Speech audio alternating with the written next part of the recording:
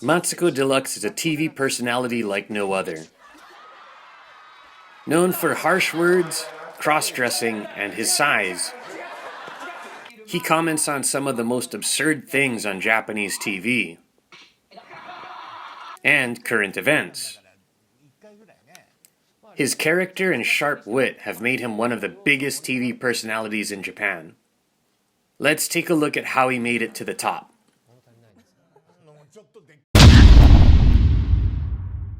Matsuko was born in 1972 in Chiba Prefecture. He realized he was gay at a young age, but never told anyone about it. He describes himself as a very unsentimental child. He says, "I was never popular, but I was never bullied. I pretended to be happy and played with other kids. That was difficult for me." He graduated high school and decided to enter this beauty school to become a beautician. After receiving his certification, he worked part-time at a salon and did a few other odd jobs, but thought, "This isn't really what I want to do." After feeling inspired by gay rights activists, he pursued a career in writing and became a columnist and editor for Buddy, a magazine for gay men, in 1996. A few years after, he was interviewed by this essayist for her upcoming book. She praised Matsuko and said, "You're a person worth writing about."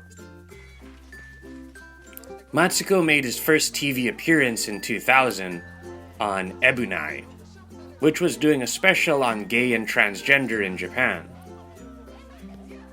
He had worked at Buddy for 5 years and describes his experience there as a very pleasant one. However, he felt he wasn't able to accomplish anything big during those 5 years and decided to quit in 2001. He became depressed and felt he didn't have a place in society.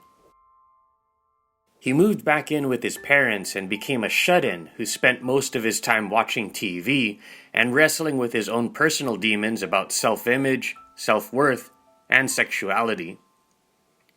He thought very cynically of himself. "I look like this, I don't have proper schooling, I'm unintelligent and jobless. How can I be confident in anything?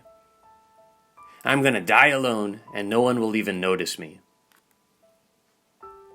During this time, he wanted to change his image and threw up after meals.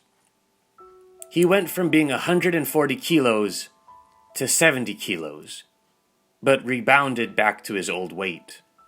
After the ordeal, and seeing the book he had been interviewed for published, Matsuko decided, "I'll find a way to make the world say this fat crossdresser is cool." He started writing again and published his first book in July of 2002. The book was a collection of essays about his life as a drag queen, past romances, his career, and hardships thus far. He was still a shut-in though, and his parents, who had actively done their best to avoid any talk of Matsuko's sexuality, were worried about their son's future. They gave Matsuko an ultimatum. They said, "We're moving. The new place doesn't have a room for you." And Matsuko was forced to move into an old rundown apartment by himself in 2003. He began working as a freelance writer and met Mitsu Mangrove, who became a close friend to him. Mitsu introduced Matsuko to his cousin, Masayuki Tokumitsu, who was the host of this afternoon TV show.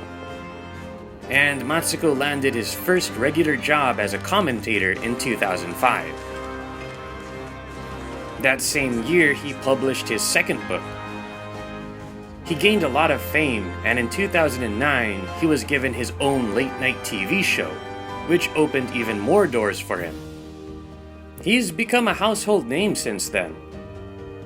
Anyway, what I find admirable about him is how he was able to pick himself up from rock bottom and self-loathing. He stopped waiting around for people to accept him and decided he would do everything in his power to earn that acceptance. Another thing I like about him is how he's a realist. He never elevates himself over people and always tells it like it is, even about himself. He said, "I know someday people will get sick of me, I don't plan on taking any precautions just because of that. All I can do is move forward. Fun fact time. Matsuko doesn't wear ladies' clothes 24/7. In his private life, he looks like this, which surprises and sometimes disappoints fans.